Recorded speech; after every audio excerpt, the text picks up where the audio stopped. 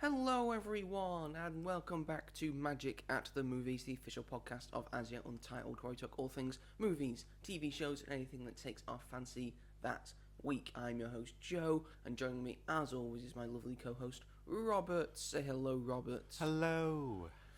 That's a pretty good hello. Thank you. Must hello. be said. Yeah, I don't think you can say hello any better than that. Oh, okay. I'll take that. You should, yeah. That's why I said it. Yeah. Good point.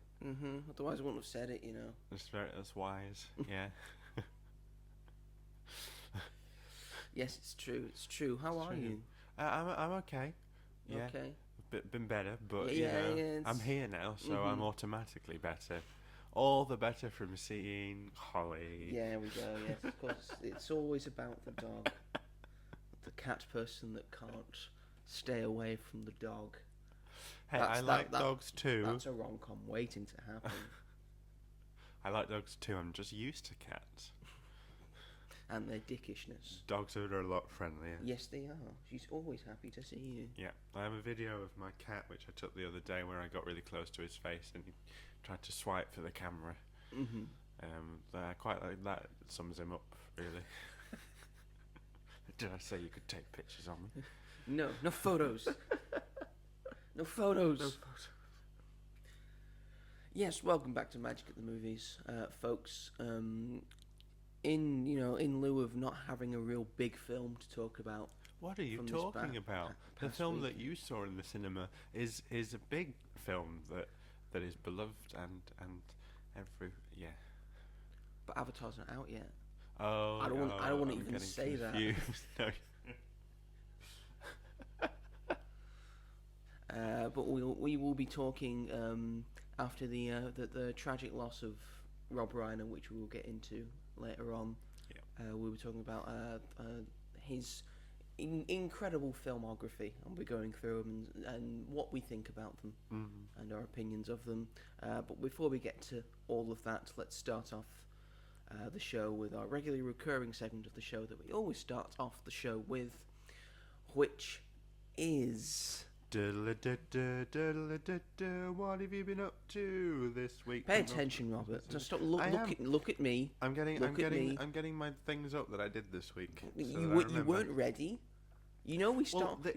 Start off the show with this regularly recurring segment. It went dull. It went dull. It went dull. Are you talking about your phone or your penis? Both. Well, that's fair.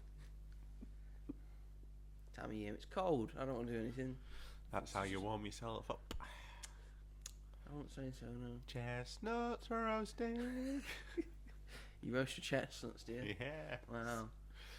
Just come down in front of the fire in the morning, get me chestnuts on there, and the whole world is jolly and bright.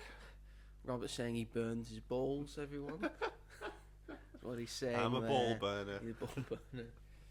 Yes, this is the regularly recurring segment of the show, caveats aside, where we talk about what we've been up to this past week, what we plan to be up to in the weeks ahead, whether that's watching a thing, playing a thing, doing a thing, reading a thing, saying a thing, or making a thing.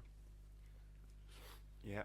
Yeah, it's true. So I'll say I've won you over now, haven't you? Because you can do both of those things. And you can do them. You can say and make Making things. a thing, I understand. Still not 100% sold on I'll saying win you. a I'll thing. win you round. Okay. Won't be with this week. Might not even be next week, but soon. In the new year. In the new year, you'll be coming round to, I can say things. Piers Morgan and Donald Trump can say things with their week, and so can I. Someone shut them up. It's difficult. Anyway, Robert, kick us off. What have you been up to this past week? Well, unfortunately, I didn't see any of this week's new releases in the cinema, but that's because I don't think really any of them were particularly worth going out and seeing. None of them wetted your whistle. No, and Ella McKay wasn't playing at the cinema that I usually go to at the Odeon, and I'm not paying for it. So, I've already paid my subscription. I'm not going to spend a tenner on Ella McKay, a film that most people have said is not great. I do want to see. I'll talk about it in a minute. Yeah, I'm excited to hear what you have to say about it. I did want to see Fackham Hall, but again, I'm not like, oh, I need to go. I need to get to out. see it. I need to. Yeah, I'll see it at some point, I'm sure. And Silent Night, Deadly Night. I mean, if I'm going to do a double bill, then I don't mind seeing it, but I'm not making the journey there just for that. I did watch some things though. Good. I did. Good. I watched. You're not completely useless. Not yet. Give it a couple weeks. We're getting there. But I watched the Newt Sky original Christmas film starring Keith Sutherland and Rebel Wilson, Tinseltown. Yeah. So this film, it's also got Danny Dyer in it.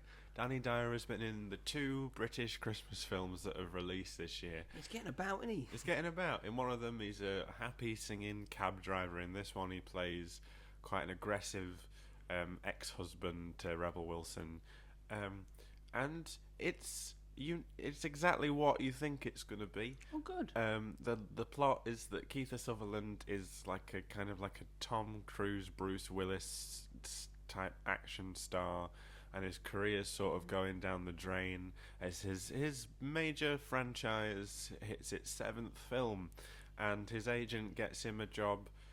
Catherine Ryan, his agent. Catherine Ryan, his agent, gets him a theatre job. Well, she tells him that it's a London theatre job, so he thinks, oh, okay, great.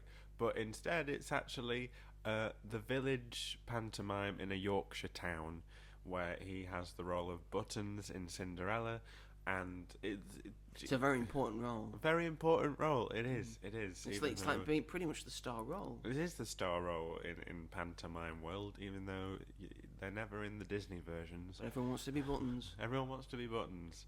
I wasn't Buttons in the pantomime I did when I was in college. Me neither. I was the Baron Hardup. That was his name. Baron Hardup. Baron Hardup. Get you. Yeah. Someone's overcompensating for something. It was a fun time. This film isn't. I'd much rather relive my the days I spent doing the pantomime than watching this. I mean, it's not offensive. I didn't hate it. I gave it 2 stars. It's just exactly what you think it's going to be. It's a Hallmark film with a little bit more of a budget. Like, it feels more of like a proper film, at least. But it's just weird. There are so many like random side plots. Like, there's one side plot where Rebel Wilson thinks her daughter's been kidnapped by Danny Dyer, and it's that plot line's over within like 2 minutes, because it turns out he hasn't. And she got the train to London all by herself, even though she's only about 11, to meet Keith Sutherland's daughter, who lives in London but wants to come see it. It's just like there's so many plot points put into it that I don't give a shit about. Rebel Wilson's doing a Yorkshire accent. That speaks for itself. I love Rebel Wilson, which is probably an unpopular opinion, but I quite admire her for sort of doing like smaller films and things to try and get her career back on track a little bit. Like, she's directed stuff.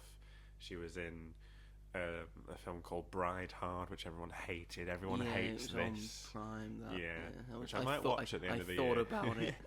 Divine Joy Randolph's in it, so that makes me want to watch it. So that's a good enough reason for me. And she's got a girl band film coming up that she's like produced or directed, which has got like Sheridan Smith in it, Mel C is in it, some other British, Ashley Roberts, she's in it. So that might be fun, but I kind of just respect her for not selling herself out much and just doing like smaller things to kind of keep her on people's radar a little bit. But she's not very good in this film. Keith Sutherland is just overacting, and I watched it with my mum, and she was like, "This is Keith Sutherland from one of my favourite films, The Lost Boys, in which in that film he is pretty spectacular and very, very iconic." And she couldn't believe what she was watching him do, like just make a fool of himself. She was like, "What happened to Keith Sutherland?" That's what this film should have been called. What happened to Keith Sutherland? What happened to Keith Sutherland? Yeah, it, it's my second least favorite film of the year. Not because I particularly dislike it, just because when I finished watching it, I didn't think about it literally until now when I looked at it on my letterbox and remembered that I'd watched it. Oh yeah, I have to talk about that. Yeah. If you want to know what Robert's least favourite film of the year was, tune in about 2 weeks. Yeah, end of year lists, my favourite part of the year. But a film I did go and see, which I am late to the party on, but kind of not, because this was the week that it officially released for everybody. I finally saw Wake Up Dead Man. I took myself on a solo cinema date to the cinema where it was showing, the only cinema around us where it was showing, the same cinema that you went to see it at. And I bought myself. Well, I sat in the foyer for an hour because I got there early and got a hot chocolate, and I read my comic book, and I ordered a burger and fries. I need details. What? People know you went to Everyman. Yes, folks. What comic were you reading? The Authority. Oh, cool. Relentless. So I've finished book 1 in that sort of compendium in it. Oh, it's a compendium that you've got. I think it's DC Compact Comics, but it's not done in the traditional way that I've read other ones. It's not. There are 4 issues per compact run. comic. They're all in one.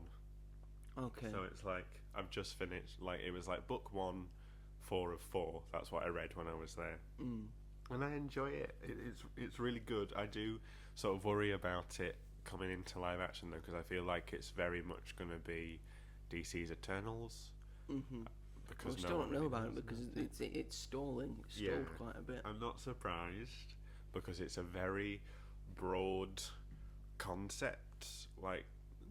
These bunch of characters, I don't know how they came together because this isn't the origin. I haven't seen their origin, but I do quite like them. I feel some of them are kind of knockoffs of other DC characters. There's, I think he's called Shadow Man, and he's literally Batman.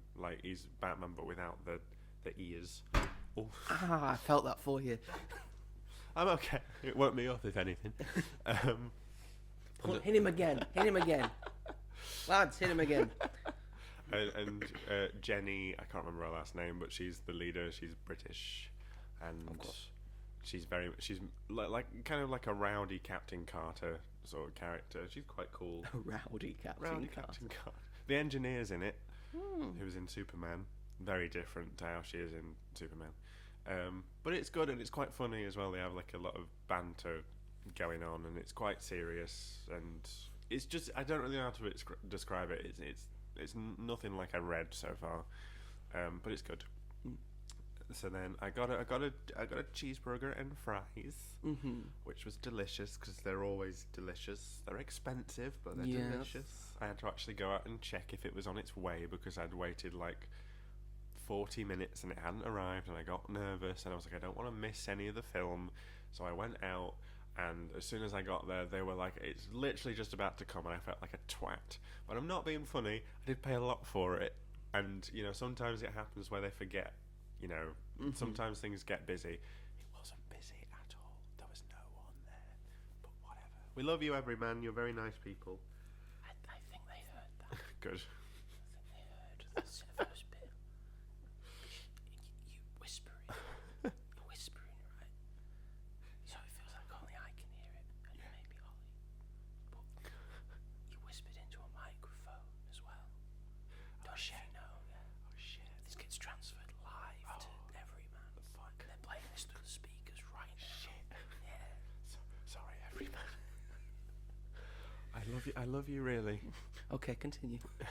So the actual it was me, and then this, I want to say, couple who were in their 60s, late 50s, early 60s, who were in there, who were very nice, and this is so the actual film I'll get on to in a second. Please do. Which I loved, by the way. But this also, I went to see it at the time with the Netflix Warner Brothers deal. Obviously this film it played on Netflix the next day after I saw it in the cinema, but I wanted to see it in the cinema.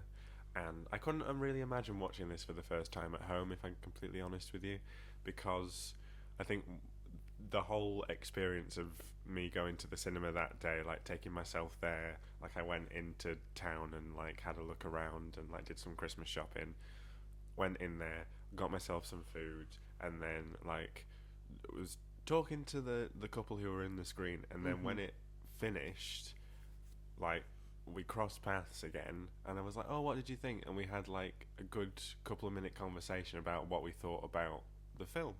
And it's like, and these are like strangers and stuff, and if Netflix wants to put all their films straight to Netflix, then it really robs people of that experience. Like, if I'd have watched this on Netflix, I wouldn't have had that really nice conversation with that middle-aged couple about the film. And it's even like just for a day out, like seeing friends or family going to the cinema with them, like it stops people from doing that. And it made me really fucking upset, I'm not gonna lie. When it finished, I was like, I loved that so much, and I loved the whole experience of it. It was the perfect place to see it. You know, it was great because they weren't annoying either. They were like reacting to it, but not in an annoying way. Like they were shocked, they were laughing, like, you know, the usual. And it was nice to sort of have that in the background. And I was just like, well, what's the fucking point of having it at home? Because they don't care. Netflix don't care. As long as you're watching it, they don't give a shit how you watch it. But it's cheaper for them to put it straight on their streaming service. It probably doesn't cost them anything to do that. So that's why they don't want to give theatres money, cinemas money. So that was, yeah. But I had a lovely day. It was a lovely time. And the actual film itself, I loved very, very much. I thought that it was just as good, if not better than the first, which I know is an unpopular opinion. I don't think it is, actually. Really? No. Oh, I've seen a lot of people say it's like the weakest out of the three. No, I think most people I've seen have said, oh, the second one's the weakest one, but it's still pretty good. Yeah. And then which I agree with. A lot of people said this is like joint with the first one, and a lot of people have like watched and have reviewed it on TikTok and YouTube and the like have said this is the best one. Right. Okay. Like, also saying this is my favourite one. So it's good. I think it's good that this is a trilogy where sort of akin to Lord of the Rings in a sense that everyone's got their favourite one. And no one's really wrong. No, because you could say, well, Glass Onion's my favourite one, and I'll just say, okay, yeah, that's fair enough. I can see that. Yeah, that's nice to know that I'm not on my own. Because I adore the first one, and I do really like Glass Onion. But again, I think it was like watching it at home and stuff just sort of took something away from it. I mean, it was exciting to get Knives Out 2 straight to your home. But it was like 2022. Like the pandemic was very much settling down by then. It did have a limited release. Yeah, it did, didn't it? God. Anyway, but I just felt that this. I was just on the edge of my seat all the way through, and I couldn't really guess the killer or what had happened. I think it did a very good job in sort of explaining or showing like how it actually happened. It always kept you guessing. It always, you know, and by the end you sort of go like, oh, of course, like who else would it have been? But I think they do that in such a great way. And by the way, that scene where they find out who it was, when they confess everything and they're laying in Josh O'Connor's arms, I thought that was one of the best pieces. That was one of my favourite moments in the scene, because you really they've done terrible things and they're ultimately a terrible person, but they feel so vulnerable within that moment that there's a part of you that sort of feels sorry for them.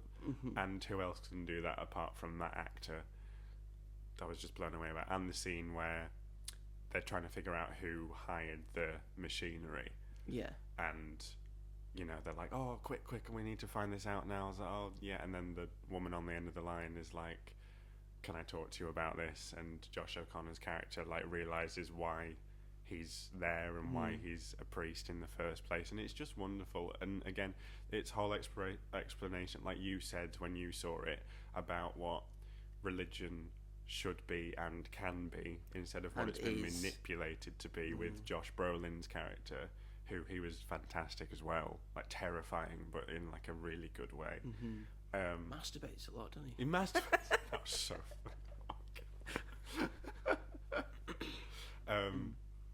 but I just found the exploration of that to be so refreshing when it comes to religion, because I feel like a lot of films just tend to say how bad it is a lot of the time and don't really give the other perspective. But I felt that this was just like perfect in this is why religion exists and this is why it means so much to a lot of people, and this is what it's been turned into over time, and that's not what it should be. I do recall in my screening there was a couple that when Benoit Blanc is asked what his opinions on religion in the church, and he goes into a whole rant because why would he be a believer in the church? Because if you recall, Benoit Blanc is a gay man, and the church has not been favourable to him. No. There was a couple that walked out. I mean, I saw him again. Really? That's so weird though. But what Josh Brolin's doing in the film is fine. That's fine. I'm very much. That might have been the last straw. That's just. Well, what did they expect anyway? If they hadn't seen the trailer, maybe they didn't know what was coming. But I mean, maybe that they don't want to have that conversation. Maybe, I don't know. Whatever. You missed out on a great film. Yeah.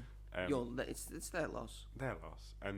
But I agree with Benoit Blanc's position on religion. That's exactly how I feel. I was like, yes, preach. That is how I feel about religion. But this film brought me round on seeing it from a different perspective, and I think it does the same to Benoit Blanc as well. And I think in a certain sense, yeah. And he's just he's one of my favourite characters, I think, from just film in general. He's just like no one else could play him the way that Daniel Craig does it, and he's just the most likeable, but he's got so many layers as well.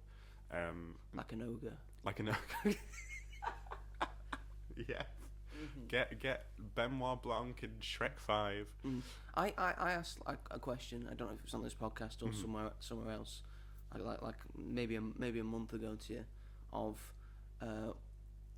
what are like recent characters that have been originally from movies that have made it into the zeitgeist, into the popular culture. Yeah, I think Benoit Blanc might 100% become one of those. Yeah, especially if they keep making these. Yeah, which I hope they do. I think they will. And I think Daniel Craig enjoys doing it. Yeah, because it's not much for him to do. He puts on a southern accent. Yeah, he gets to wear nice fitting clothes. Doesn't have to get injured. I'm gonna say I think I liked his hair this time as well. There was a lot of like talk online about how it didn't look good on him, and I'm like, I think it suits him. I never said it didn't suit him. Okay. I just think it speaks to the fact he's probably going through a divorce. And he's having a midlife crisis. Poor him. Oh, I could be wrong, but you know. Josh O'Connor as well. Like he's exceptional in this. That's one of the most emotionally complex performances I think I've seen probably all year. Like I couldn't believe the amount of weight and again layers that there were to it, and how he like fits within the story. It's just he's so good. Like I feel like very few actors could pull off doing something like that. And I thought, but like you said as well, the one thing that keeps me from giving it 5 stars is that its supporting cast is weaker. I think apart from Andrew Scott, which I didn't understand why he was really in the film at all, really. Everyone else I thought did have their parts to play, but it was like very small. Like Kerry Washington, who I love, I felt like her story deserved a lot more development. And absolutely. Because what happened to her was like horrible. Like that she wasn't allowed to like lead her own life in a certain way. She had to do what her father said and just become this mother for someone she didn't love.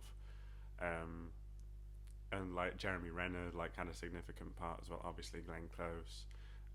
But Andrew Scott, I didn't know why he was there. I tried to think about it at the end. I was like, what did he do again? He wrote those sci-fi books. Had a nice house with a moat. He made the moat. He made the moat, and he had suits of armor outside his house. But other than that, I couldn't really think. Thanks of for the why. joke at the end. Oh yeah. Oh yeah. But yeah. I mean, I like Andrew Scott. Yeah, he's great. He's great. When he was cast, he's I was great. like, that's He's great cool. in all things. Yeah. I do think Mila Kunis was probably the weakest actor out of everybody, but I think everyone's just a bit more experienced and stuff. But I thought that she did an alright job, you know, like she's in it a lot more than you think she's going to be. I think she did a good job, like trying to keep up. You can't with say she's Glenn less Rock experienced than Josh O'Connor. She's been I doing movies and acting a lot like, longer than Josh O'Connor has. She's been in a lot more like mainstream, like comedy films, whereas Josh O'Connor's done stuff like Challengers and has done like other art house stuff. I feel like they're just from very different backgrounds. That's what I mean. Like I like Mila. You think Kunis. she's been Meg for too long? Well, is what you're can saying? never be Meg for too long. She's been Meg for too long. I love Mila Kunis, but I did think it was just a little bit weird that she was cast. And I still liked her in it. But yeah, I absolutely loved it. I have very few complaints about it, apart from what I just said, and the cinematography as well. And oh my god, I love Rian Johnson so much. He's so clever and wonderful. And I've never seen a bad film by Rian Johnson. Yeah, fuck that off. includes The Last Jedi. Haters. It's a good movie. One of the best You're going to be Star Wars won round by it. films. Everyone was won round by the prequels eventually. Yeah, It's the same thing's going to happen. Yeah. And this time it's going to be better because the sequels are already pretty good. Yeah, Except for the last one. The last one's not good at all. No. I enjoy the last one. It's not boring. I enjoy all Star Wars. But it doesn't make I sense. will watch Star Wars. Yeah, they didn't have a plan, did they? I wish Rian Johnson would have just done it from the start, but... You needed one director to do all three. You can't say, oh, we're going to have three directors and they're all going to have three different visions. But if J.J. Abrams hadn't have directed Rise of Skywalker, then maybe it would have been okay. You know, like with the original trilogy, that was three different directors, and look at how that. But George Lucas did the story and wrote that's a good the thing point. all three times. Yeah. They're technically all three of them are George Lucas movies. That's a good. So if the same person had written all of them, then maybe it would have made sense. Don't know why. Just stupid. So yeah, I loved it. Got sidetracked by Star Wars again. That's fine. It's kind of relevant. So yeah, that was great. And then I went to my friend's house to have a little Friendsmas get together where we had food, like camembert, charcuterie. We exchanged presents. And my friends really know me. One of my friends got me a book of The Art of Wallace and Gromit: Vengeance Most Foul, which I was thrilled about. My other friend got me a Jonathan Bailey t-shirt, which I will be wearing to bed. And just so he's close, you know. Yeah, and the Lego set of Jonathan Elphaba's... Bailey's face. Well, yeah, basically. Of Elphaba's hideaway from Wicked for Good. You know where the sex scene happens? The Lego set of that. The sort of Friends. Yeah, thing. the Friends style one. So yeah, my friends know me very well. That was nice. So we went round. We watched the Taylor Swift docu-series, the first 2 episodes, End of an Era, in which it shows the second leg of her tour, or the last leg of her tour, and it starts out with the show that we were at, London Night 5, I want to say, the night where Ed Sheeran came out. So that's where it starts from there, because it talks about the terrorist attack that was planned for, I think it was Vienna, that it was going to happen, and how Taylor Swift was planning a terrorist attack. No, there were reports that someone had threatened to turn up to one of the nights in Vienna, so then they stopped Vienna. They didn't carry on with it.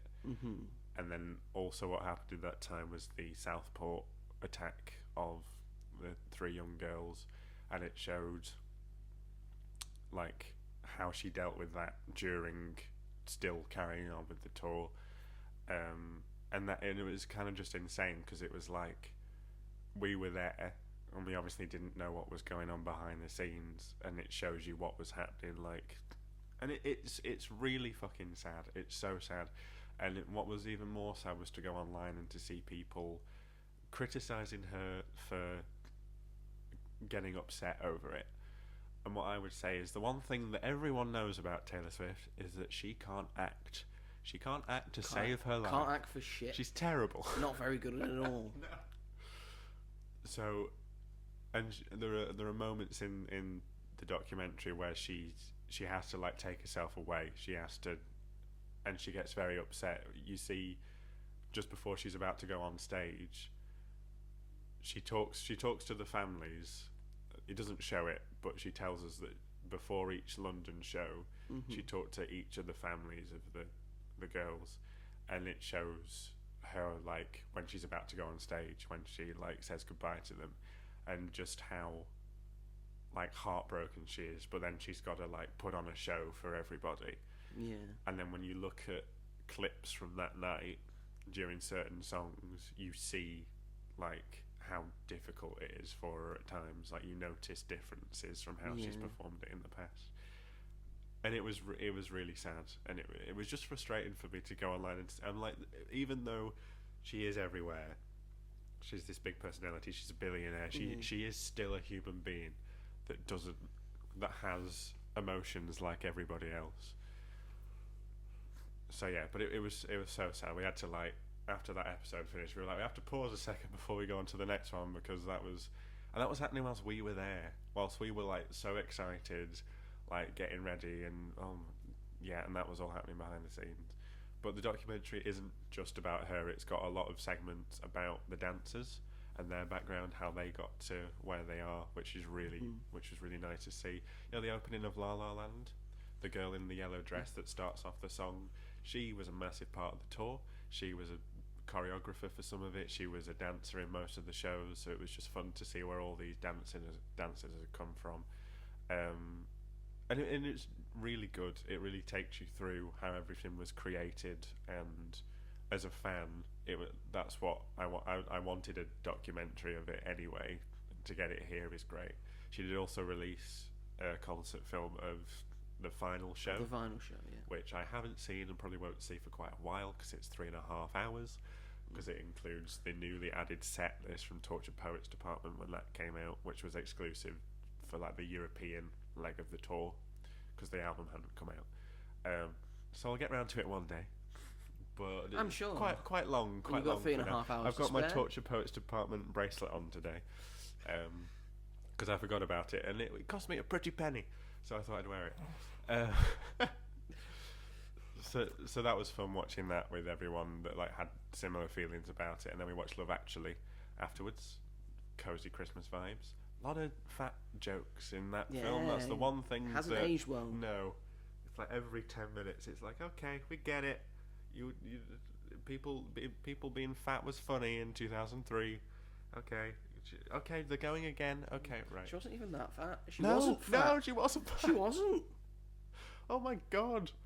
Oh, poor Martine McCutcheon. She had what is considered these days the ideal body type. It's insane. It's still a great film, and I love it very much. And I started to tear up during Emma Thompson's iconic scene. You always do, yeah. So incredible. But it's still a lovely Christmas film if you can separate yourself from that, which is difficult. And then apart from that, I watched Hannah Waddingham's Home for Christmas, which is a 45-minute like concert film kind of. I think she did like a special Christmas show at the London Coliseum 2 years ago, and they filmed it, and it's quite funny. Yeah, it's got like her co-stars from Ted Lasso in it, and like Leslie Odom Jr. and Luke Evans sing songs with her and stuff, and it's funny. Brett Goldstein's in a hot tub in a dressing room, which she gets in. That was very fun. Juno Temple is running around stealing things, so it's very funny. I just needed something light-hearted. And then last night I watched Olaf's Frozen Adventure, the 20-minute Frozen short, quotation marks. So this film was put into cinemas alongside Coco, because Disney thought that no one would go and see Coco, and this would help people go and see it. When in actual fact, people went and saw Coco. People went and saw Coco. And people loved Coco. People loved Coco, and went up and complained about the Frozen short playing in front of it because it was 20 minutes long, when usually short films are only like 5 minutes. Exactly. I think this was intended to go on like ABC, you know, like Toy Story of Terror, Toy Story That Time Forgot were like TV specials at the time, but they were like, no, put it in the cinema. So they removed it from the cinema because it was getting so many complaints, and we didn't get it in the UK. It was just released as like a DVD release, and eventually on Disney+. Good, that's how it used to work and should work. That's how it used to work. And it's an adorable little short film. It's a Christmas short film based around the world of Frozen. Elsa and Anna don't have a Christmas tradition because they didn't spend their childhood together much. So Olaf takes it on himself to go out and ask all the citizens of Arendelle what their traditions are to find the perfect tradition for Anna and Elsa. And it turns out all along that Olaf was their Christmas tradition, because every Christmas they made Olaf. Well, Anna would make Elsa something to do with Olaf, like a card or a drawing or like a toy that she'd made, and they'd forgot about that. So it turns out that Olaf was their Christmas tradition, which is very lovely. It's got some songs in it that no one remembers because they're not great, but they're very much just like singing what's happening, if you get what I mean. They're not like standalone songs. The end one's alright. And Elsa's dress is incredible. And it's got some very funny moments with like Oaken, who's wearing just a towel and gives it to Olaf. And he's like, wow, it's still warm. The big summer blowout. Oh, him. Okay.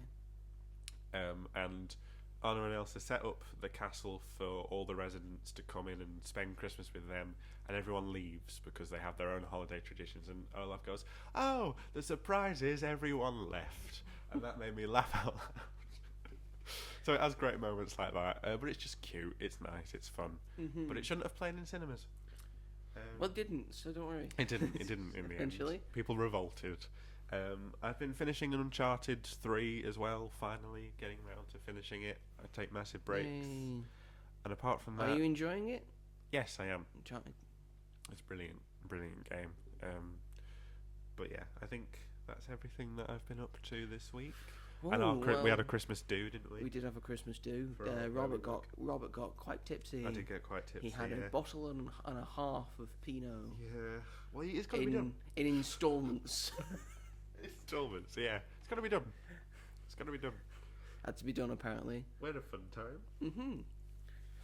Just dance the night away. We did dance the night away, because that's the reason why you're there. Yeah, I was there to dance. I was there to have a bit of a dance, a bit of a sing-song. Yeah. That's all I need. I didn't need alcohol. No, exactly. Yeah, you had a good time without it. I wouldn't know how to do that. If I hadn't have had alcohol, I would have probably not been as active as I was.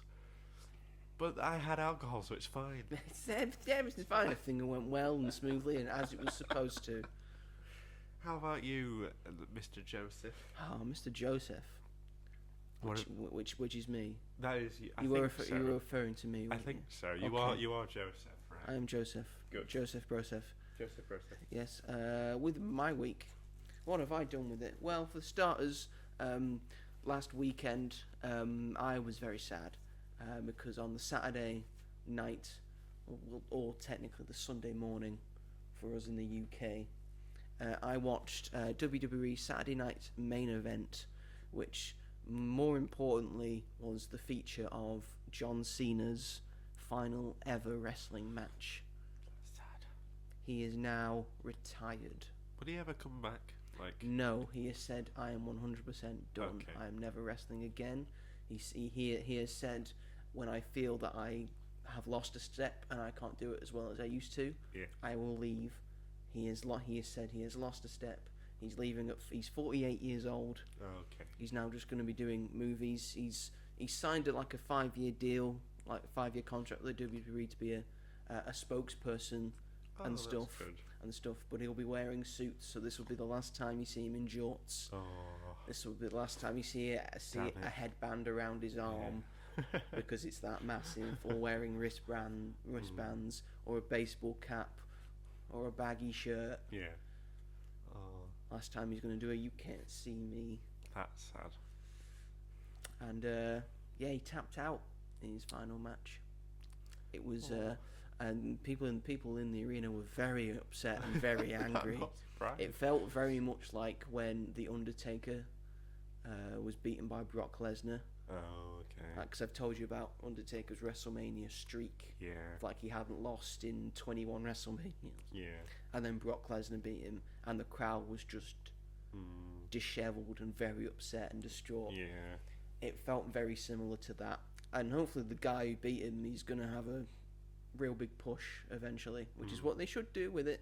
Yeah. But yeah, he had like a nice video package made for him. Everyone went out and applauded him, and he got hugs and stuff. And the two main champions gave him their titles so he could loft them up high, being the record-breaking 17-time world champion that he is. It was just very beautiful when they were showing the video package when he was having his final moments. I cried. He took the wristbands and the headband off. He took his shoes off because there's a thing when you retire, you leave your boots in the ring. Right. Doesn't wear boots, he wears trainers. So he left them in the ring. That was very poignant, and yes, I did cry. I cried quite a bit. Well, that's been part of your life for as long as you can remember. He is one of the main reasons I got into professional wrestling. So, and that was sort of late 2014. Right. Then 2015, he had an incredible run. So for the last past 10 years, he's been my guy. Yeah. So I don't really know what to do now. To find someone else to. Yeah. I mean, there's other people, that I love and adore. Yeah. You know, John Cena. He is the guy. Yeah. Major respect to him though for sort of knowing when to give it up, because a lot of people really let it ham on for ages, but at least he knows when enough is enough. Yeah, when he needs he knows when he knew when I should probably let go of this now, despite the fact I love it. Yeah. And because in Netflix have a documentary series for WWE now called WWE Unreal. Oh yeah. Which shows you the backstage thing for it. And he gave an interview in that where I'm trying to remember what he said now, of sort of trying to give up the ghost. Yeah. Right. And saying I don't have it anymore.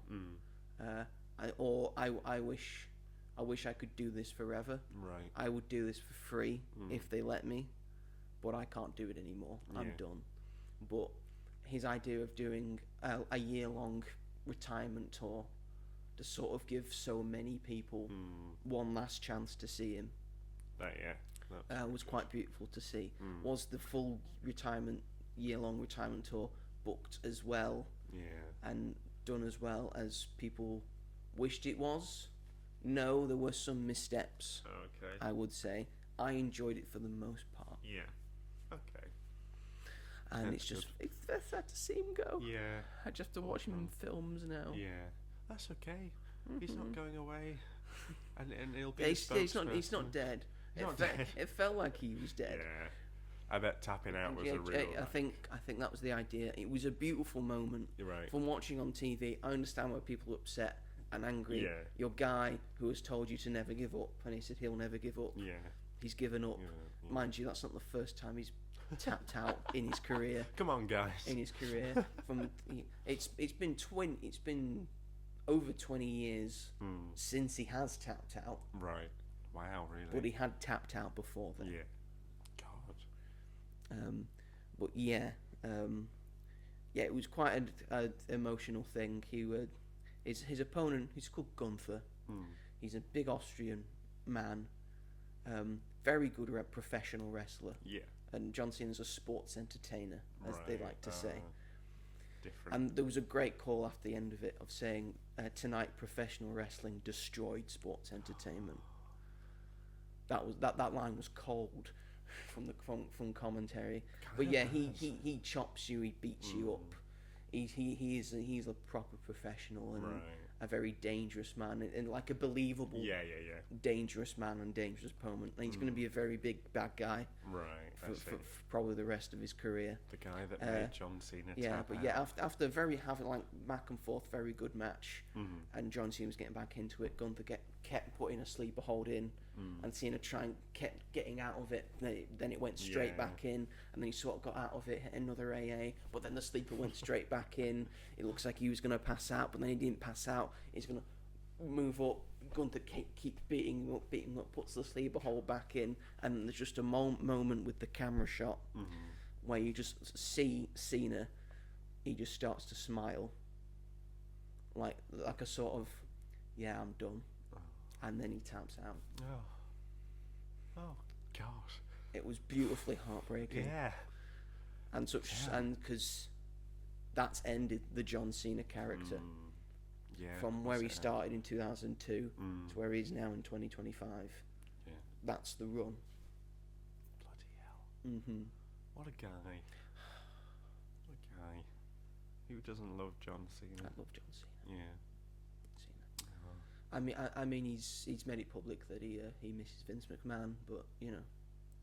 Who's Vince McMahon again? You know, the guy who used to run WWE. Right, and we don't like him. We don't like him because of all the sex trafficking allegations. Oh, okay, yeah. And the lawsuit against him being sexually inappropriate in the workplace. Come on, John. And he always had problems. You could just clearly tell. Yeah. It's like when I don't blame him because Vince gave him his big break. Yeah. And he's known him for decades. But keep it to yourself. Don't tell the press. Keep that to yourself. It's like when did you see what Judi Dench said this week? Yeah. It's like, no, Judy, no. Judy. Made me really upset. Judy. He's done his time. No, he hasn't. No, he hasn't. Staying there forever. Oh. So yes, that was most of my weekend. Before that, I did manage to see a film. You did. It's called, as I understand it, it's called Ella McKay. Oh yeah. Yeah, it's that one. Do you recall? I think so. Do you recall? Yes, Ella McKay. It's directed by James L. Brooks, who has directed other things. He did the Mary Tyler Moore Show, Taxi. He's directed things in The Simpsons. He directed Terms of Endearment, Broadcast News, and As Good as It Gets. So some pretty good films in there, especially As Good as It Gets. That's a good film. Jack Nicholson. And I haven't seen Terms of Endearment, but I hear it's all right. I haven't seen any of those films. Because you're an uncultured swine.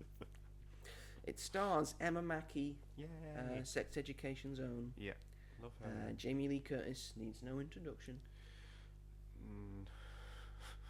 Why are you sour on Jamie Lee Curtis? I think Jamie Lee Curtis is a great actor. Yes, she is. But I think she's real good life, in this. I think she's all over the place. Probably, yeah. Jack Lowden's in this. I don't know who that is. He was in the 2016 BBC miniseries War and Peace. And he's the main character in Slow Horses. Oh, okay. Not Gary Oldman. Not Gary Oldman. You know the face. You'll know the face. Okay. Kumail Nanjiani's in this. Oh, Ayo Edebiri's in this. Insane. We also got Spike Fern, Julie Kavner, Rebecca Hall, Albert Brooks, and of course Woody Harrelson is also in this as well. This is a 20th Century Studios film, so also technically a Disney film. It had a budget of $35 million, which is low budget today. Yeah. Did it make anything at the box office? Well, it made $2 million. Oh, and deservedly so, because this film's not very good. You can tell by what Wikipedia says the film is. It's a American political comedy drama film. Those are words that should never go together. together. Never go together. Politics and comedy. Well, they go together quite well in a set, but you know, but a drama as well. Yes, this is about the person Ella McKay. It's all fictional. Don't worry. Right. And her life in politics, or sort of her short stint of being a governor. Right. And all the policy she wants to put aside, but then she's also got family issues that are going on at the same time, and all that jazz. And I think it's very well. I like the cast. It's very well cast. Yeah. I like everyone in it. Yeah. I don't think any performances are terrible. No. I think most performances are pretty good with what they're given. Right. Like I do really like Emma Mackey in this. I really like, and I think Jamie Lee Curtis is a standout in this. And it's nice to see Ayo Edebiri and stuff. Yeah, we love Ayo Edebiri. And of course, Woody Harrelson's good in all things for what is given. But there isn't really much to this. I'm just struggling to comprehend what the hell this could look like, because the posters and make it look like all this quirky little like. But what about a governor in politics? Like that doesn't fit. Like a short, like 3-day stint, and then there's a sort of controversy. Right. Also feels like because she's trying to do good things, but then people screw her over, and then her government and the people from her political side just want to get her out, and they've always just wanted to get her out. It doesn't. I'd like you're showing that politicians only don't want good people in. Yeah. It just doesn't sound like something that's particularly enjoyable to sit through. Yeah, I mean, there was certain heart in certain films, but it gets very wordy and the words aren't very enthusiastic. Written by a toddler. Yeah, it's the narrative, what little there is of it, is not very interesting. It just sort of feels like it's meandering on from one scene to the next scene, and people are just saying things in certain rooms, and then something happens, but then it sort of ends, and then another thing happens, and it sort of ends. Some characters are beyond belief not likable at all. Even the ones that are pegged to be likable aren't very likable. It also seems and quite people crowded. and like characters do 180s. Like in terms of how they're feeling, or what they're doing, or where their allegiances are. Especially Jack Lowden's character. I just think it's a meandering, boring mess. Is what this film is. It seems very crowded as well. That cast. Yes. Like there just seems like there's too many people for a film like this. Like, True. I don't know. I've just never understood what it really is. Essentially, like, even from the trailer, I was like, "How am I supposed to feel?" I don't know what this is. I don't think the film and knows. You've seen it. The film doesn't even know what it is. No. How long is it? It's like, it is 115 minutes long. That's quite. So nearly 2 hours. Oh my god. We love Hollywood. Yes, they Hollywood understand. They understand what we want. But I feel like it's nice to see these people in films. Yeah. It's nice to see Emma Mackey in something. Yeah. But But can you believe that something like this didn't go straight to streaming? But Hans Zimmer did the score. Hans fucking Zimmer did the score. How much money did they pay him? The score's all right, That's where that 35 million came from. I mean, it's his 5th collaboration with James L. Brooks. Oh, that's which makes probably sense. Because he did as good as it gets in terms of endearment. I guess Hans Zimmer doesn't sort of know what his films are about. It's just like, sure. That's really funny. Well, and I think I'm not the only one here, because I think pretty much everyone agrees with me. Yeah. Because on Rotten Tomatoes, it's got 22%. Yeah, that's bad. It's got on Metacritic, it's got a 38 out of 100. Oh, that's bad. IMDb, it's no better. No. So yeah, I thought I was sort of interested going into it, but then it took all that interest away. I was also nearly late to see it. Oh no! Other things happened because I was sort of sitting there. I lost track of time. Right. Normally I don't lose track of time. Yeah. When it comes to seeing a film, I just didn't care. Shit, Ellen McKay. To see this film. So you walked out and you were like, "Oh, yeah, that worrying." It feels like it's trying to be something, but it doesn't know what it's trying to be. But yeah, the score's good. I like the cast. Performances are good for what they are. Yeah. But again, a meandering mess that doesn't really go anywhere or knows what it wants to do, and sort of has some heart to it, but I think the heart is misplaced. Right. So one of the weakest. More of a kidney than a heart. What? A misplaced kidney. Yes, it's a misplaced kidney of a movie. We'll put that on the poster. Please do. Oh dear. So yeah, it's not great. Or maybe just because I like Emma Mackey so much, when it comes on Disney Plus, I might give it a watch. Yes, it was one of the more disappointing films of the year for me. But with what I said near the end of last episode, I've decided, yes, I'm going to start doing that, because I've decided to watch more TV shows and get through them. So I have finished season 1 of Fallout. Oh my God. Mm-hmm. I hadn't even started it last week. Yeah, I know. I got through. It's only 8 episodes. True. They're all about an hour long, but they're only 8 episodes. You're way more resilient than I am. Obviously. By just watching 2 episodes a day. Yeah, that makes sense. Made it easy. 2 hours a day. Made it easy, and yeah, this came out a couple of years ago, and season 2's coming out near the end of this year. Mm-hmm. I think episode 1 might be coming out this Friday. I want to say. I think so. Yeah. In short, very good. Oh. I don't know why I slept on it so long. Mm-hmm. Maybe because I was busy at that time, and Yeah. it had annoyed one of my friends at uni who's a big Fallout fan and said it was really good. But he annoyed me a lot, so I thought No. I'm just not going to watch it. I'm glad I got round to this. Yeah. Because I think it's really, really good. And the 3 main characters, all great performances. Ella Purnell, I see the appeal now. We love She's Ellen very Purnell. good in this. And Walton Goggins, he's really good as well. Yep. But I think it's a great adaptation of the game. Have you played the game? I've played Fallout 4. Okay. What do you actually do in the game? I tried It's it like once. a sort and of I don't know survival what to RPG Right. sort of thing. Like you survive in the wasteland, but it's sort of like you can build like a place to live do. Oh, okay. and all that. Right. And people love Fallout. Yeah. It's got a very rabid and diehard fan base that is always split in twine because of certain eras of Fallout that people love, like the original Fallouts and Fallout New Vegas, and then people who like the new Fallouts, like Fallout 3 and Fallout 4. Yeah. It's just let's not get into it. Let's not get into the Fallout fan base. Even more diversity. Oh my god. But yeah, it's got all the different plots are very interesting. Like, because all 3 characters have their own sort of story that sort of meanders together like that, slaloms together. I think it works very well. I like the ending of the season. I can't wait for season 2 now.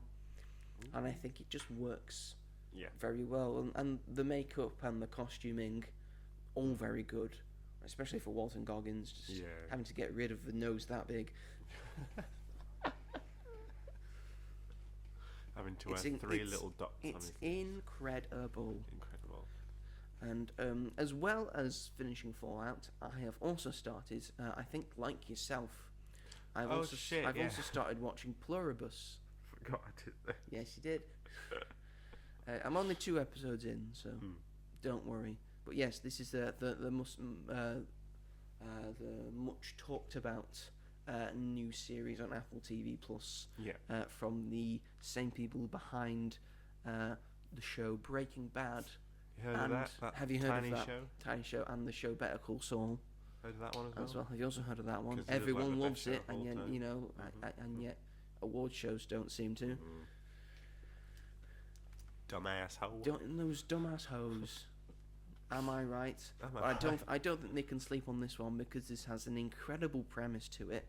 Yeah. And at the moment, 2 episodes in, being executed very well. I am. After only being 2 episodes in, I am sold on this show. I'm going to watch all of it. I'm going to watch all of it until I think the final episode comes out on Friday. Episode 8. I think it's another 8 episode show. Perfect length for a TV show. That 8 episodes. If your episode's like an hour long, perfect length. 8 episodes. Yeah. Is episode 2 good?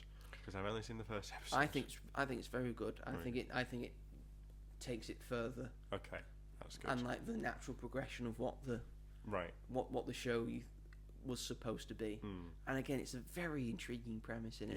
Yes. Let's get into it. It's centered around a woman who's miserable all the time.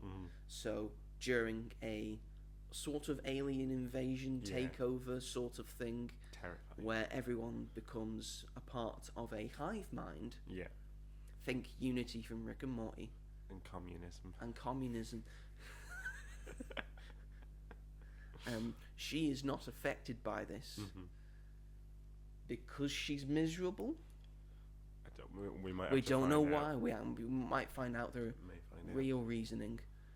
But she's not the only one. There are other people that have not been affected as well. In episode 2, she gets to meet some of those people. Fun. That's exciting. Does not go the way you think it is. Oh think dear! it's gonna go. But she's very turned off by this. Right. Of course. And she's reacting the way she should. And when it initially happens, not everyone gets brought over to the hive mind. Either a couple of them, it's like 10, it's like 12 or 13, are just fine like her, or some of them die. Yeah, that was sad. Mm-hmm. And they don't tell her. I'm not going to spoil anything for you. Okay. Because you've only seen the first episode. Yeah. They don't. They say some people have died, but they don't give her the precise numbers. Episode 2, you find out the precise numbers of how many people died. Oh, okay. Globally. Oh dear. Oh god. Because it's taken over the world. Yeah. But yes, this is a very intriguing show. Yeah. It's got a great premise, and I think it's written very well. Yeah. As you would hope from the creators of Breaking Bad and Better Call Saul, which has some of the best writing and dialogue, and story work in the history of television. Yeah. I believe Breaking Bad is still the highest rated TV show of all time. I find it really interesting. Obviously, like, this is a brand new show from writers who do have big credits and have done very successful, popular and of course things. TV is the writer's domain. Yeah, that's very true. But it just fascinates me when a show like this sort of comes out of nowhere, like, and is very popular, one of the most popular shows of the year so far, hasn't even finished yet, like everyone's talking about it. And then there are shows. Well, I started watching it with my dad. And my dad has seen Breaking Bad. Oh, as right. as most people have, because Yeah. it's Breaking Bad at the end of the day. I just suggested he was talking about like something else, like a new thing. He wanted to watch a new thing. I brought up, well, we've got Apple TV Plus. Why don't you watch Pluribus? Yeah. And he said, "What's Pluribus?" I think we just finished F1, so we were on the right. app. Why don't you watch this? What's this? Well, it's a new show. It's from the creators of Breaking Bad. Oh, let's watch it then. Yeah. I think that's all people need. Yeah. When they think, that's well, true. it's by the same people from Breaking Bad. Yeah. I think they'll think, well, that'll be pretty good. There you So let's go. watch that. And then people have watched it and think, this is is pretty good. Yeah, I think this is just a great word of mouth show. That's it, I think. Because, yeah, it's just like other popular shows, like in their second and third seasons, like struggle to gain popular, like obviously Marvel's sort of dropped off with their shows and stuff, and it's like you'd think that they'd have the same sort of strong audience, but not anymore. Maybe when it started, like the first 3 shows were so successful, and sort of after that sort of went down and down and down and down until like Agatha All Along, that was very successful and whatnot. But yeah, it just surprises me, and I'm never. I think it's because you have on to do it. something different. Agatha Yeah. All Along was very different to what they'd true. done And previously. I hope Wonder Man does that as well for good word of mouth. That'd be if nice. it's a good show. Yeah, because fingers crossed. because considering we haven't had a lot of promotion for it, Yeah. which is a shame, and considering Ironheart also didn't get a lot of promotion, and they both have one thing in common. Yeah. Oh yeah. And considering Disney at the moment is run by Nazis, It is. I think the promotion we have got for Wonder Man has all been very interesting Right. Yeah. and different, and because Actors on Actors has been going through this week, they brought out a thing for Wonder Man, like an actors unscripted thing that's between Simon Williams and Trevor Slattery, and they're both in character doing a thing. And it's very funny and very interesting. Yeah. And Straw Hat Goofy from TikTok is also in it. Oh, that's okay. They're doing something different with it. I will say that I think them releasing Ironheart all at once. Well, no, it was in. It was half, like 3 episodes 1 week, 3 episodes the next week, 3 episodes the week after. That's it. I think it actually worked for them. It was actually like in the Nielsen ratings, when usually their shows can't really chart anymore. It's worrying, but it did sort of work for them. But I think they sort of knew that we don't have the audience for this that we thought we were going to have when making this. Like, which is a shame, because I thought Ironheart was pretty good. I quite liked it. But I don't know. I don't really know what people want anymore. Don't think they do either. No. And then we've got Doomsday trailers coming out this week, and then alongside the week after, Avatar. and then the week after that, and the week after that. We've got 4 What a stupid, dumb. I've not seen Avatar more than once. It's not. It's not. They're not coming out for the avatars. I think. Oh, I is think. it I think just the in first. I cinemas? think the first trailer is just for this Avatar, week. Is right. going to come out with Avatar, Okay. and I think the second one and the third one will just be released on. I hope. Could just release a normal effing trailer. This is different. We want different. Not like this. It's interesting. I don't care about this. Interesting. It's the only thing I care about But when it's gonna seeing be Avatar. like 10 seconds long. It's 1 minute and 27 seconds. It's going to be like It's a shot of teaser. someone. It's a teaser. Just release a normal It comes teaser. out in a year. I know, just release a normal teaser then. The normal teaser will be the 4th trailer. No one's going to go to the cinema 4 times. Like It's a every teaser for the executive teaser for the teaser for the teaser trailer. Just bring out the fucking teaser trailer. I don't need a teaser for the teaser trailer. It's Just bring out it's the going to teaser be trailer. 4 different perspectives. That's what Oh, they're going for. I don't- Because the film's going to be 4 different perspectives. Because you've got 4 different teams. Oh, I guess that makes You got sense. the Avengers, you got the Fantastic Four, you got the Thunderbolts / New Avengers, and you got Doctor Doom. That's what they're going for. But I don't care. we already know who's I gonna will be in the defend film. these till the death. We already know who's going to be in the film. Yes, we know. But why That's are not they the just putting it surprise. why are they just putting it in the trailer then? Like, all the Thunderbolts are in this. Yes, we know. That's why. It's not supposed to be a surprise at who's in it. That's why the end credit scene for Fantastic Four, I didn't feel that much because I was like, well, we know that Doom's coming. Like Well, that's the first time we've seen him. yeah, but not even seen him. It was just like Yes, we saw him. That was Robert Downey Jr. but not They properly. filmed that for Doomsday. That was on the Doomsday set. No, I think if you're not gonna have something that's of any proper significance, I'm like, That is proper significance. It was Doctor fucking Doom. But For the we first knew- time in the MCU. We knew it was gonna happen. That's why it wasn't a surprise because everything's just online. He was about to kidnap a child. What more do you want? Just want them to just stop being silly. That's the thing. Like, people will see this first one because it's playing in front of a big film. After that, it depends because most of normal mainstream audiences don't go to the cinema week after week after That's week. true. So that's a problem. And like January, I think is a big month. I think they know that, which is why I think this is the only one that's Right. releasing with a film. I think the others are going just online. Okay, well they better do that, or they could just release the teaser trailer. All 4 are teaser trailers. We're getting 4 teaser trailers. They could. We're getting more bang for our buck. They could release I'm sick the of teaser defending trailer this. on Thursday, and then have it also play in the cinema.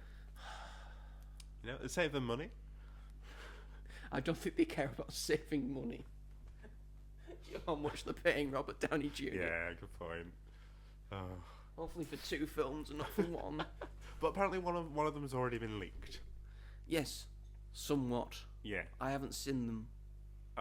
I couldn't tell whether it was AI or not, so I'm not going to talk about. And also, you can get in trouble if you talk about Yeah. it. So My friend from uni that does the radio show. yeah, Well, when he's doing his masters, Yeah. he has talked to me about it and says, Alright. from I've sort of seen it and from what it's from, I can tell it's legit, right, okay. like legit leaks. Well, where the fuck did that come from then? I don't know. Why don't they have security like checking that no They're one's normally got their quite phones?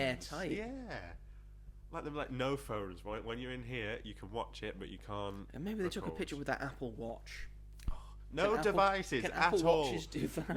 No technology. They need to have like metal detectors and scanners. Maybe and it's from a shit. Polaroid. Really fast. Just shake it. Just gotta shake it. Just gotta shake it. Just gotta shake it. Oh no way! Sell this. Oh no, like Howard the Duck's in this. How? Oh God. He's gonna Oh, save the no. universe. No. Seth Green is back. Oh no, it's giving me flashbacks of What If season 3. Oh my God.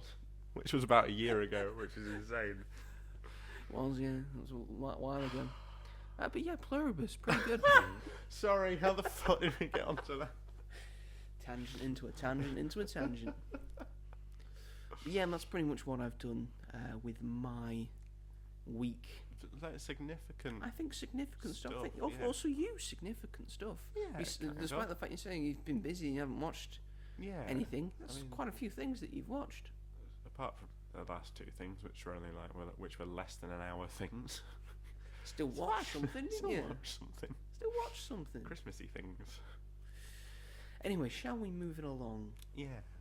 Because there's been some very tragic news this week. This week. Sorry, not the time. Not the time at all. What's wrong with you? Because I'm going to bring up the thing here. Because famous actor and director Rob Reiner, as well as his wife Michelle Reiner, who was also a fashion designer and activist in her own right, were found dead in their home in LA earlier this week. At the moment, they were stabbed to death. At the moment, they're having it as a double homicide. But one of their kids, I think it was either Romy Reiner or Jake Reiner, has been arrested. Jesus. Which is interesting. Oh, God. Excuse me, folks. Holly's very upset about this. Oh, yeah. Rob's going to fill for a bit. Oh, shit. Well, that's not great. I really didn't expect that to be the reason why. I knew that they'd been stabbed, but I didn't know it had anything to do with their actual son. Don't move to LA. Well, we know he's been arrested. We don't know if he's fully done it yet. That's just the situation that we're in, and it's a shame because it's so close to Christmas as well. Yeah. He was killed 2 days ago, 14th of December, and he was 78 years old, and his wife Michelle was 68. Right. As well, and he should have had a very full, long life. Yeah. By all accounts, just one of the nicest people you will ever meet, and as we're about to find, one of the greatest directors you will probably ever find as well. Because bless you, I know it's hard. I don't know what's wrong with me today. I would say your nose is the biggest. Is the main factor to it. I hate my nose. Chop it off. I want to be Voldemort and Walter Goggins in Fallout. Harry Potter is dead. Harry Potter is dead. I want to see the light leave your eyes, Harry Potter. He's mine to finish.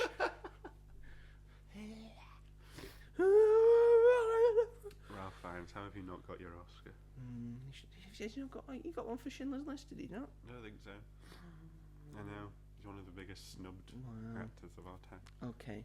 But yes, we're about to find out an incredible filmography this man has. He started as an actor.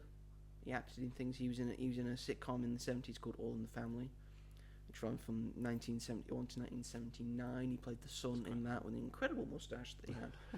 And then in the 80s, after having a few more minor roles and some other bigger roles in the late 70s and early 80s, in 1984 he decided to make his directorial debut with the film This Is Spinal Tap. That's his directorial debut? Yes, it Jesus was. Christ. And This Is Spinal Tap is the original mockumentary. It's one that created the mockumentary. Imagine your first film creating a genre. I know, right? Incredible. When people still had ideas in the 80s. Oh, yeah. And yes, that's just. I know I've seen it and you haven't, but that's just an incredibly funny movie I do want to watch about a made-up British band. Yeah.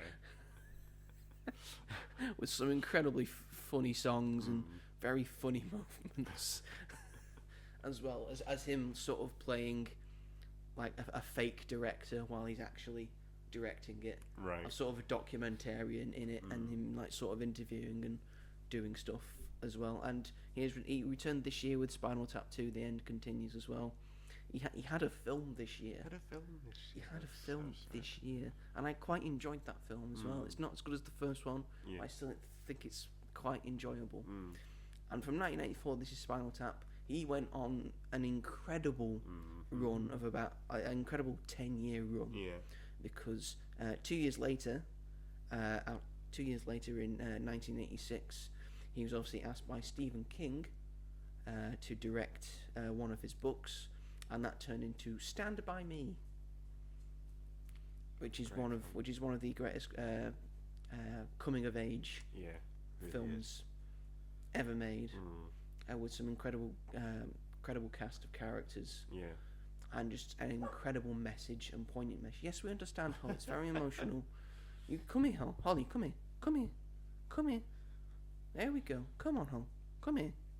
There you go. Good girl. Coming of age films used to treat their audiences like actual people. Yeah, with respect. Yeah, and not treat them as very idiots. timeless, yeah. That's what brings it the timelessness that it has. But he wasn't done with great coming of age films for kids, because a year later in 1987 he directed The Princess Bride, a very beloved fantasy film, some people's favourite fantasy film, some people's favourite film of all time, with a very stellar cast including Andre the Giant.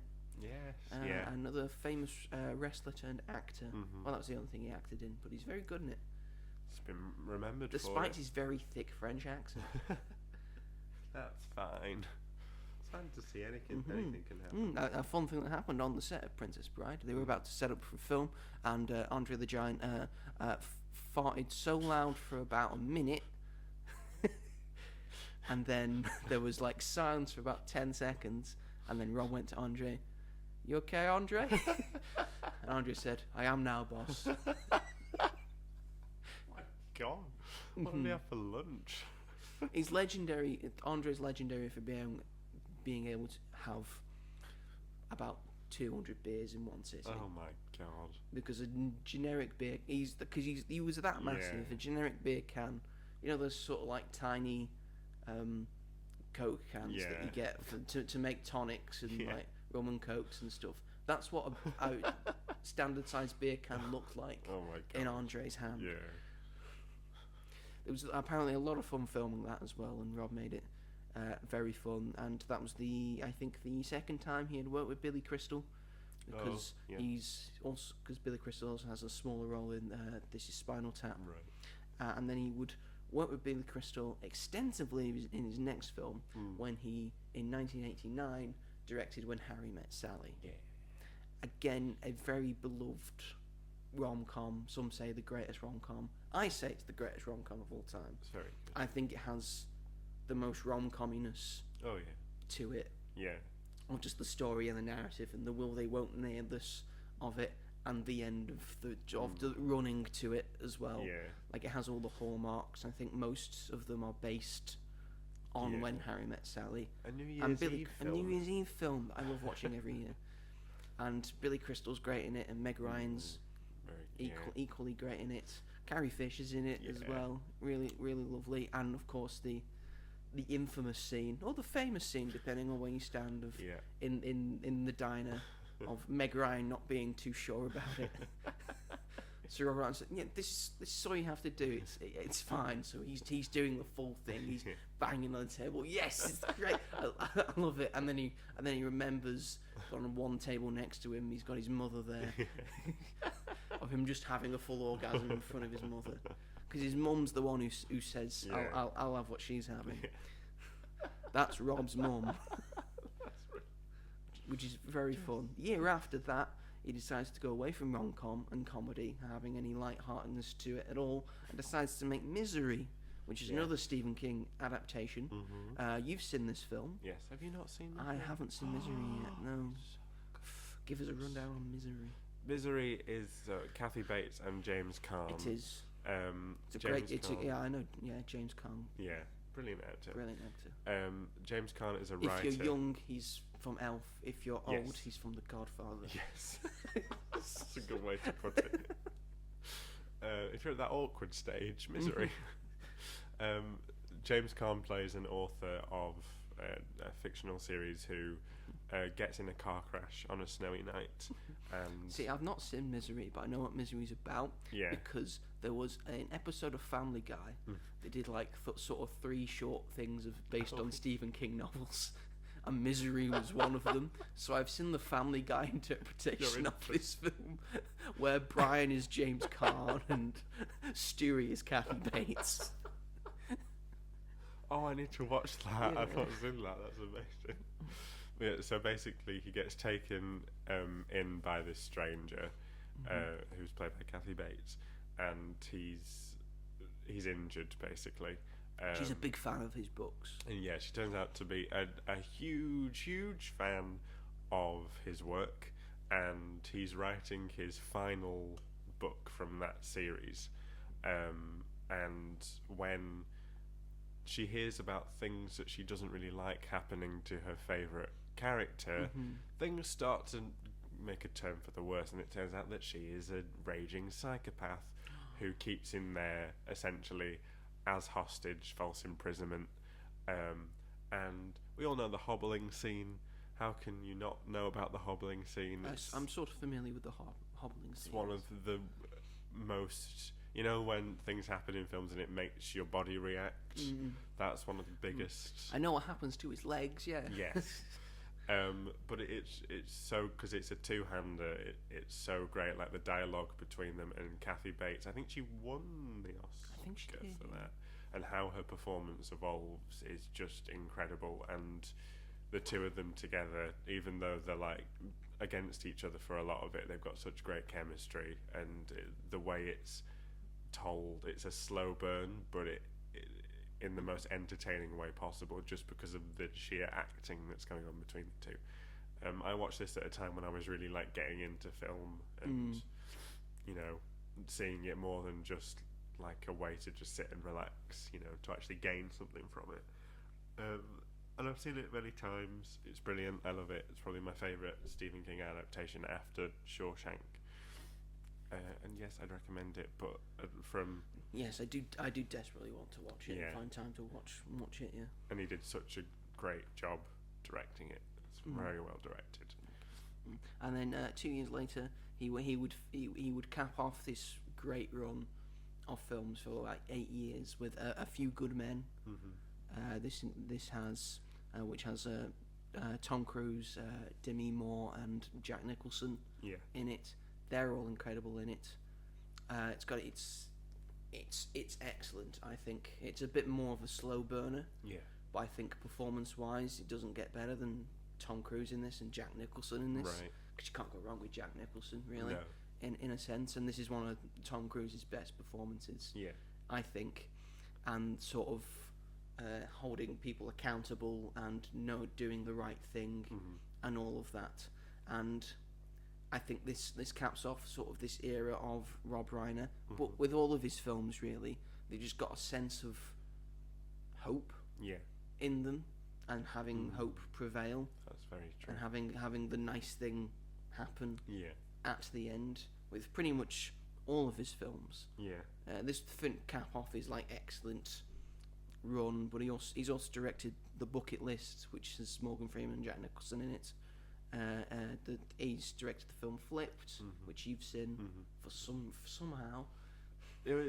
I did this thing when I was in lockdown where I asked my friends to recommend me films, and I put them in a pot, and then like once a week I'd like pick it out and then watch it and like review it, and that was one of them. That's a nice coming of age film as well. He directed And So It Goes, directed The American President, and yes, most recently Spinal Tap 2, The End Continues. But as well, because he started acting in All in the Family, he has continued acting. He acted in Sleepless in Seattle. He's in that film. He's recently been in episodes of The Bear. Right. And I think he's very good in that. I think people of our age will most notably know him from his appearance in The Wolf of Wall Street as the dad in that. He gets very furious and very frustrated. He's a very, very good character. The idea of when him answering a call and going very British. I think that's a very good joke. So, yes, if you haven't watched any Rob Reiner films, first of all, how are you here? I think it's impossible to have not seen any Rob Reiner films. I think they're just a lot of them are timeless classics. Yeah. That are just like the peak of the genre. Ingrained in pop culture. And ingrained in popular culture to no end. Yeah. How many artists want to have speakers that go up to 11? Yeah. Like in This Is Spinal Tap. How many rom-coms have you seen that are just doing a thing that was done in When Harry Met Sally? How many coming-of-age films have 4 kids in them, like in Stand By Me? So again, if you haven't seen any, just watch them. Please watch them. Yeah. And again, Princess Bride as well, probably one of the best, if not the best, fantasy movie ever made. You get on that shit. I know. You get on that shit not on right now. streaming. It's not on anything. It's not on I know. anything. Yeah. I keep trying to find it on DVD. I can't find it anywhere. Oh my god. Or do I have it? I can't remember. I don't think I do. Charity shop. Yes. Treat yourself. And just be enthralled by the many worlds that Rob Reiner will take you to. Yeah. A truly great artist and man, and will be incredibly sorely missed by the film community. Yeah. And the world to no end.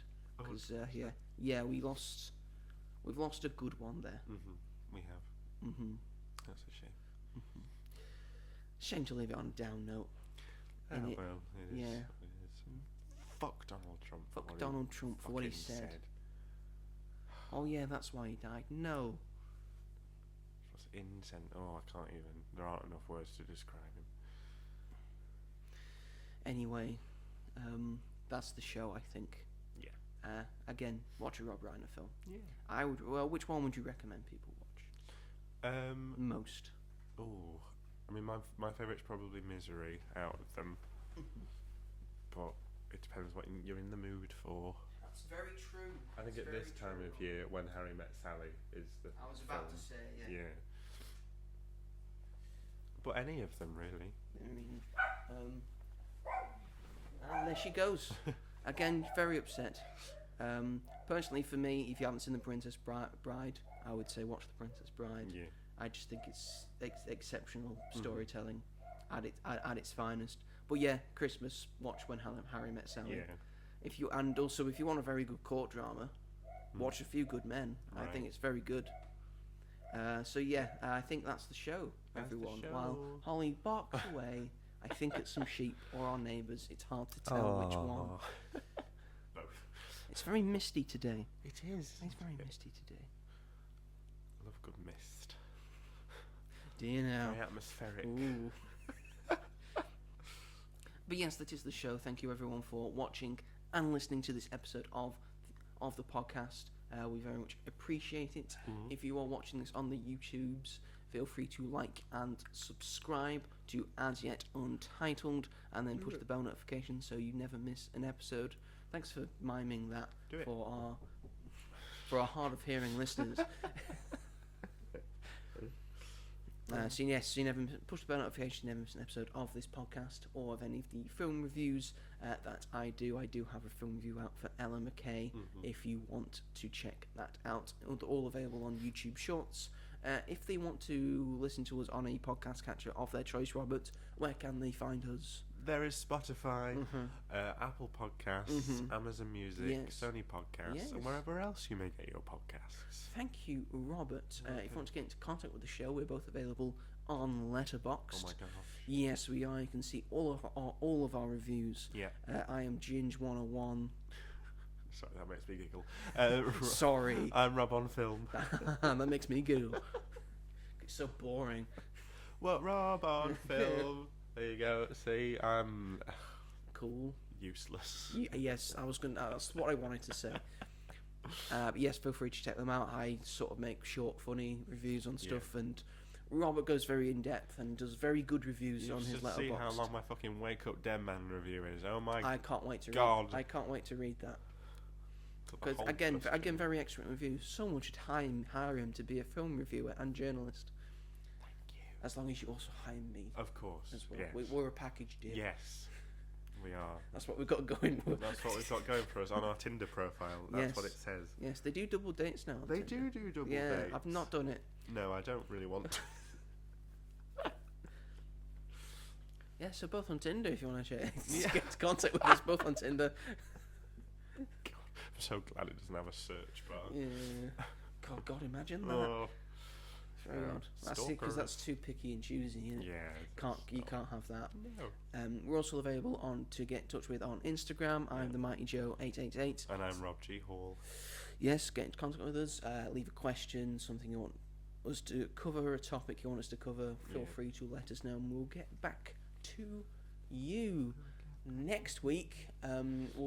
Is Joe's favourite film of the year. Is a pretty big week.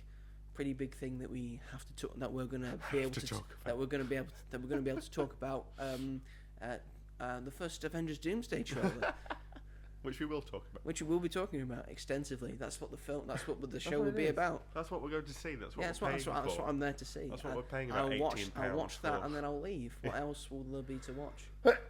Bless you. Thank you. Yeah. Oh, then there's like a sort of bless you. Excuse me. There's a sort of 3-hour thing afterwards. SpongeBob: The Search for SquarePants. Yes, that's what we're watching. Preemptively. That's what we're seeing. Exclusively. There's quite a lot coming out next week. Yeah, so we'll be talking Avatar Fire and Ash. Avatar Fire and Ash. You're so excited. I'm so excited for it. Excited. So yes, look forward to that, folks. Stop it. It's annoying now. Stop it. I don't know why it's happening. Just stop it. I don't understand. Stop it. Behave. Stop it. It's another thing to hate Vince McMahon for. Apparently, he hates sneezing. What? Because it's apparently something you can't control. Well, yeah. Sorry. That's why I hate sneezing. So don't sneeze in front of Vince. Sorry, McMahon. Vince McMahon. Anyway, let's not talk about that sex offender. He's sneezing again, folks. I don't know why. And again, bless you. I can only bless you so many times. Anyway, I think it's best if we end this now. Yeah, good idea. So, thank you everyone for watching and listening, and we will see you all later as the dog calms down. As the dog calms down. Dog calms down. And I calm down. Goodbye. Bye.